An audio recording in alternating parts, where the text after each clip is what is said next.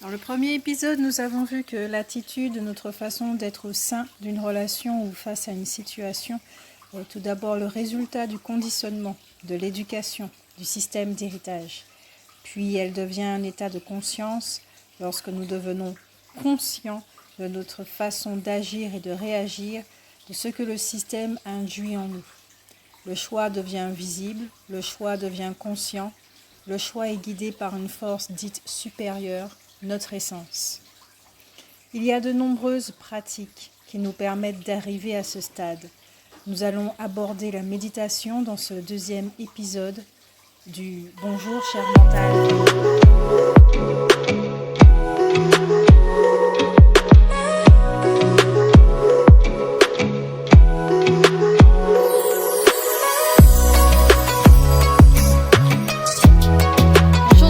Contente de vous retrouver sur ce deuxième épisode de Bonjour cher mental. Alors, comment vivez-vous la méditation? Est-elle un havre de paix ou un moment contraignant, un moment d'inconfort? Aujourd'hui, nous entendons parler de méditation tous les jours. Il y a de nombreuses plateformes qui en proposent et bien souvent, la méditation est vue comme un outil permettant au mental de se reposer, de se calmer, mais aussi de faire taire les pensées, les faire disparaître, les arrêter pour arriver à cet état de béatitude, de calme, d'harmonie. La méditation est devenue un but et non plus un état d'être à chaque instant. La méditation est devenue un produit de plus qui peut provoquer de la frustration à cause de l'incompréhension. Tout comme le mental, la méditation s'est vue dénaturée, aimée ou mal aimée. Ici, il ne s'agit nullement de prôner une vérité, mais uniquement de partager ma vision de la méditation, de comment je l'utilise et de ce qu'elle m'apporte. C'est dans le partage que nous trouvons des réponses et des solutions, une aide, de l'entraide, vous connaissez déjà. La première fois que j'ai expérimenté la méditation, c'était lors de la reconnexion spéciale avec cette personne que j'avais reconnue énergétiquement sans pouvoir y mettre de mots. La méditation s'est imposée à moi naturellement. Je ne l'avais jamais faite auparavant. Je ne savais pas ce que c'était. Je n'étais pas du tout dans ce monde spirituel New Age. Oui, je pratiquais déjà le Reiki et ces genres de choses. J'avais déjà des diplômes dans ce domaine, mais la méditation ne m'en avait pas encore parlé. Donc comme je disais, elle s'est imposée à moi, vraiment naturellement. Je m'insérais dans l'espace lumineux et vide qui existait entre chaque pensée. Quelque chose vraiment de dingue. Le silence que je côtoyais me permettait de tout entendre, d'être consciente de mon environnement. La méditation devenait pour moi une nouvelle nourriture, exclusive même, puisque pendant toute une semaine, je me suis nourrie que d'eau et d'énergie, de prana, comme on dit. J'avais même grossi, d'ailleurs. C'était quelque chose vraiment d'ahurissant. C'était une nouvelle expérience. Et c'est là que je comprenais en même temps que c'est cette nourriture que je recherchais depuis mon enfance. Donc il n'y avait plus de manque, plus de violence, ni de peur, ni de souffrance. Je ne me sentais pas moi non plus, d'accord? J'étais juste heureuse d'être à nouveau à la maison, d'avoir trouvé quelque chose que je recherchais depuis tant d'années. Et quand cette phase arriva à son terme, je me souviens de cette sensation due à la prise de conscience, c'est-à-dire que il y avait quelque chose de lourd, vraiment de lourd qui regardait en arrière-plan, d'accord, qui regardait le processus, qui ne pouvait pas intervenir et qui veillait, vraiment qui veillait au grain, qui attendait la moindre petite faille pour pouvoir s'y insérer et contrôler de nouveau mon être en fait, puisque comme vous le savez, pour ceux qui sont déjà abonnés, j'ai vécu cette vie humainement totalement inconsciente, mais à l'intérieur j'étais consciente et ma partie consciente ne pouvait pas s'exprimer dans la matière. La sensation, c'était vraiment comme si j'étais bloquée, prisonnière. Donc ça fait, oui, c'est vraiment une dualité. C'est une dualité qui a été vécue. Je ne pouvais pas mettre des mots non plus là-dessus. Et arriver à cette conscience, hein, ça fait vraiment du bien. Voilà. La conscience peut enfin s'exprimer. Donc, comme je le disais, oui, cette chose lourde, c'était vraiment le système d'héritage. Et là non plus, je n'avais pas encore de mots. Donc, voilà, donc du jour au lendemain, tout s'est arrêté. Je n'ai pas pu revivre la méditation de la même façon. Les années ont passé, je me suis aperçue du pourquoi, du comment. Je voulais méditer. J'ai compris pourquoi j'avais besoin autant d'énergie, puisque c'était exactement comme pour les soins énergétiques, j'avais faim d'énergie tout simplement, de mes énergies. J'avais besoin de ma maison, de mes odeurs, de l'autre côté, voilà. Donc je souhaitais être en contact avec le monde énergétique, la source, pour me sentir en vie. Parce que comme je le disais, il y avait une dualité fortement ancrée, vécue. L'horrible vérité, en fait, c'est que bon, les soins énergétiques et la méditation étaient devenus des moyens pour fuir ma réalité, moi-même. Donc c'était devenu une drogue, carrément une drogue. Il y a des gens qui sont drogués de la cocaïne, du cannabis, de la cigarette. Moi, c'était les énergies. Si je trouvais une énergie quelque part, oui, les arbres, voilà. C'est tout ce qui me convenait, c'est tout ce dont j'avais besoin.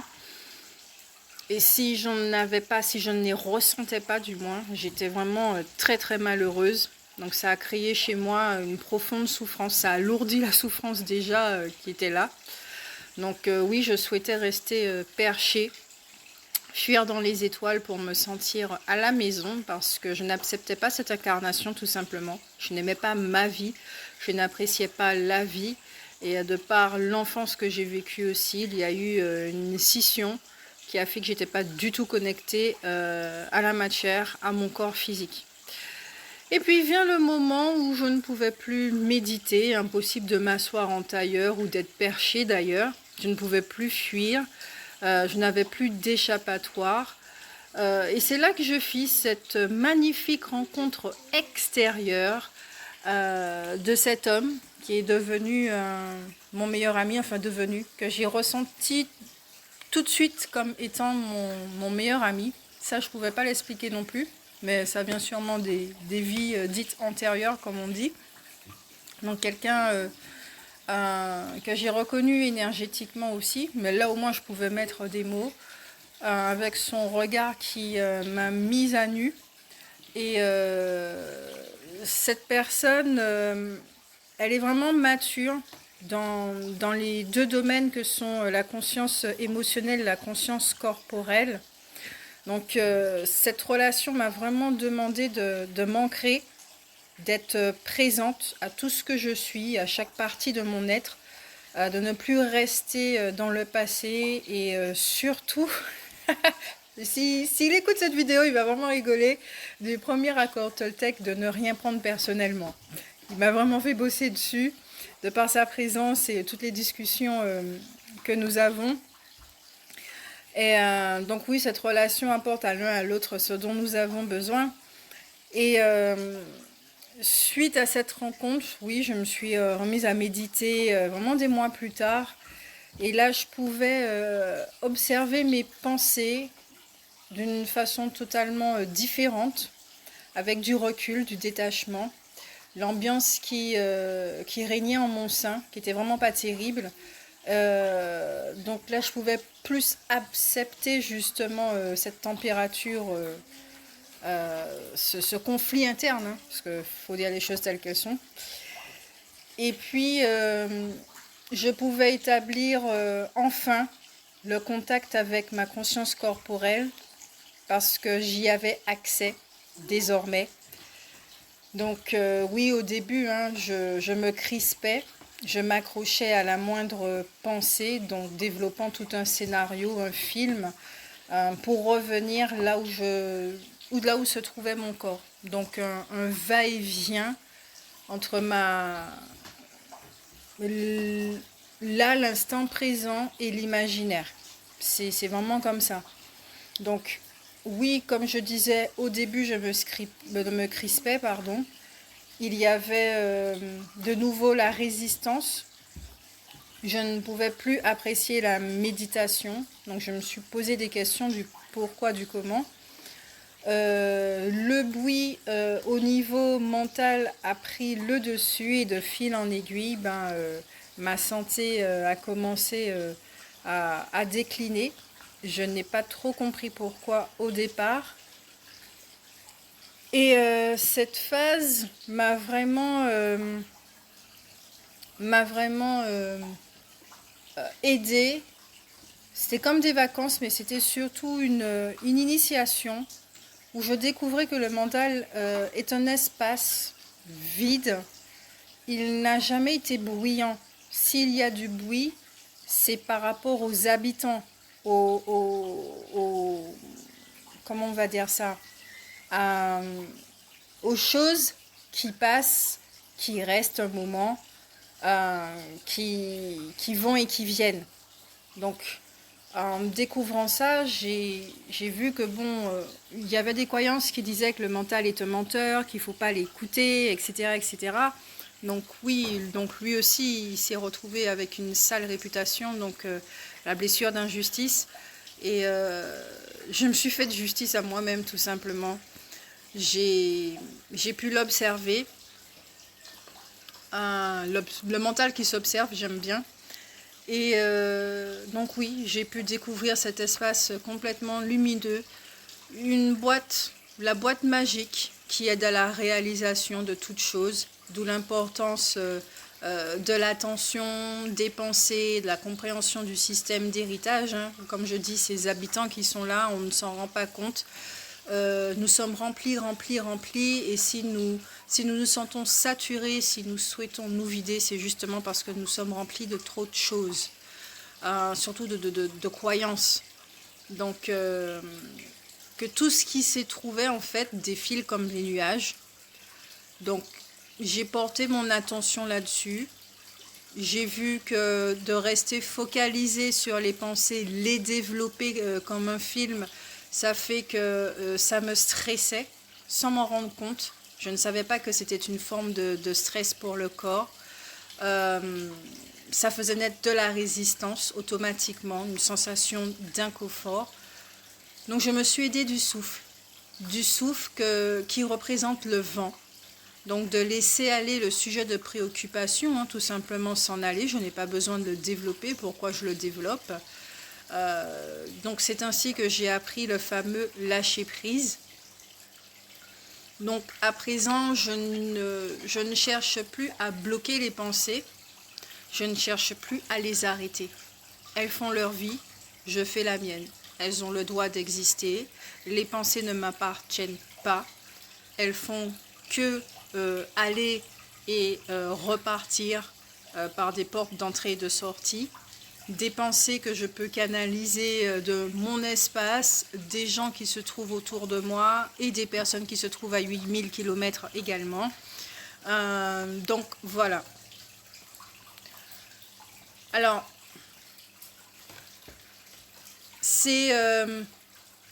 on n'a pas besoin de s'accrocher aux pensées. C'est un mécanisme, un genre de réflexe, parce qu'on nous a appris à nous accrocher aux choses, à ne pas les laisser partir. Donc c'est pour ça que ça provoque de la souffrance. Et la méditation nous permet justement d'arriver à se lâcher prise et de considérer la méditation comme un moyen de nourrir nos cellules corporelles, de nourrir et de soigner notre esprit, notre conscience. Le souffle permet de rester centré sur notre corps avec la respiration ventrale ou du feu, quelle que soit la respiration et du chakra que vous souhaitez développer. D'établir une connexion avec votre corps physique, une très très belle relation, y compris l'estime de soi et la confiance en soi. Voilà tout ce que j'ai découvert à travers la méditation. Donc aujourd'hui, je ne la fais plus aussi souvent assise, sauf quand je suis au soleil. au bord de la piscine, là, comme en ce moment, oui. Sinon, je la fais plutôt couchée. Et ça, on va voir ça dans un autre épisode. Pourquoi je fais la méditation couchée et pourquoi je la propose également couchée. Ce qui est très, très intéressant. Donc, si les pensées, d'accord, si vous avez des pensées pendant que vous méditez, c'est très bien. Ne cherchez pas à entrer encore dans l'action, dans une réaction plutôt, à prendre votre épée justement et à vous battre contre les pensées. Vous allez perdre automatiquement, vous allez vous fatiguer, vous épuiser et ça va plus vous donner envie en fait de faire des méditations parce que vous serez dans un combat. C'est pas ça la méditation. Comme je disais, la méditation c'est vraiment un état d'être à chaque instant, en étant conscient de son souffle, de son corps et de son environnement. Ce qui nous permet aussi d'éveiller notre sens de l'observation, ce qui nous permet de nous observer nous-mêmes dans nos mécanismes, nos schémas comportementaux, etc. On peut prendre le pouls de notre conscience mentale, donc quelle énergie règne, quelle ambiance, quelle température, quelle pensée qui s'y balade, le pouls de notre conscience émotionnelle, quelles émotions qui se rattachent avec ces pensées.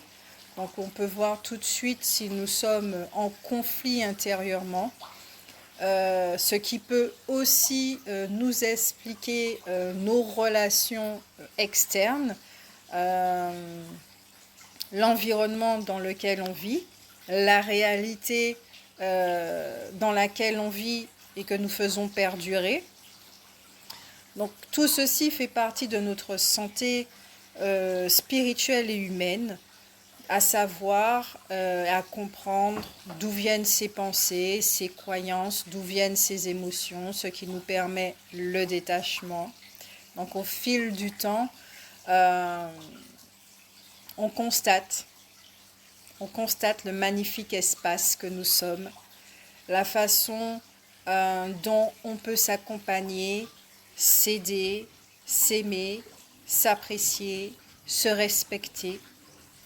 C'est ainsi que nous comprenons comment utiliser la lumière et l'obscurité à leur juste valeur, comment apprécier la vie humaine à sa juste valeur. C'est ainsi que je vous laisse dans ce deuxième épisode. J'espère que cela, vous l'avez apprécié, que ça vous donnera des réponses, que ça vous permettra d'appréhender la méditation d'une toute autre façon, de la vivre autrement. Je vous fais de gros bisous et à un nouvel épisode dans Bonjour cher Mittal. Bisous bisous.